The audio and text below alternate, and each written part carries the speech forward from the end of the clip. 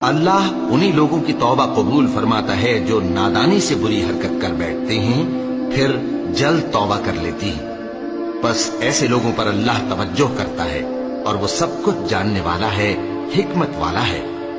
اور ایسے لوگوں کی توبہ قبول نہیں ہوتی جو ساری عمر برے کام کرتے رہیں یہاں تک کہ جب ان میں سے کسی کی موت آ موجود ہو تو اس وقت کہنے لگے کہ اب میں توبہ کرتا ہوں۔ اور نہ ان کی توبہ قبول ہوتی ہے جو کفر کی حالت میں مریں۔ ایسے لوگوں کے لیے ہم نے دردناک عذاب تیار کر رکھا ہے۔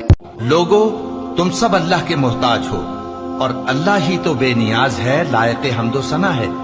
اگر وہ چاہے تو تم کو نابود کر دے اور نئی مخلوق لے آئے، اور یہ اللہ کو کچھ مشکل نہیں۔ میں روز قیامت کی قسم کھاتا ہوں اور نفس لوامہ کی قسم کھاتا ہوں کہ سب لوگ اٹھا کر کھڑے کیے جائیں گے۔ کیا انسان یہ خیال کرتا ہے کہ ہم اس کی بکھری ہوئی ہڈیاں اکٹھی نہیں کریں گے؟ ضرور کریں گے، اور ہم اس بات پر قادر ہیں کہ اس کی پور پور درست کر دیں۔ مگر انسان چاہتا ہے کہ آئندہ بھی خود سری کرتا چلا جائے، پوچھتا ہے کہ قیامت کا دن کب ہوگا، سو جب آنکھیں چندھیا جائیں۔ اے پیغمبر، میری طرف سے لوگوں کو کہہ دو کہ اے میرے بندو، جنہوں نے اپنی جانوں پر زیادتی کی ہے، اللہ کی رحمت سے نا امید نہ ہونا۔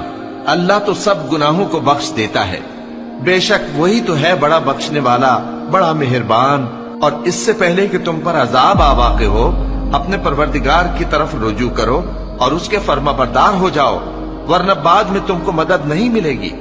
اور اس سے پہلے کہ تم پر ناگہاں عذاب آ جائے اور تم کو خبر بھی نہ ہو، اس نہایت اچھی کتاب کی جو تمہارے پروردگار کی طرف سے تمہاری جانب نازل ہوئی ہے پیروی کرو۔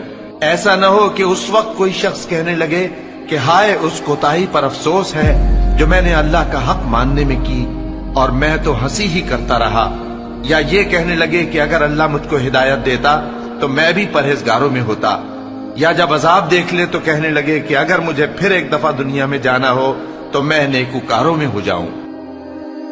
اور ہم قیامت کے دن انصاف کی ترازو کھڑی کریں گے تو کسی شخص کی ذرا بھی حق تلفی نہ کی جائے گی، اور اگر رائی کے دانے کے برابر بھی کسی کا عمل ہوگا تو ہم اس کو لا موجود کریں گے، اور ہم حساب کرنے کو کافی ہیں۔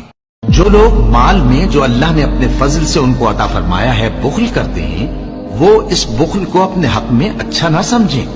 وہ اچھا نہیں بلکہ ان کے لیے برا ہے۔ وہ جس مال میں بخل کرتے ہیں قیامت کے دن اس کا طوق بنا کر ان کی گردنوں میں ڈالا جائے گا۔ اور آسمانوں اور زمین کا وارث اللہ ہی ہے، اور جو عمل تم کرتے ہو اللہ کو معلوم ہے۔ اور زمین پر اکڑ کر اور تن کر مت چل کہ تو زمین کو پھاڑ تو نہیں ڈالے گا اور نہ لمبا ہو کر پہاڑوں کی چوٹی تک پہنچ جائے گا۔ ان سب عادتوں کی برائی تیرے پروردگار کے نزدیک بہت ناپسند ہے۔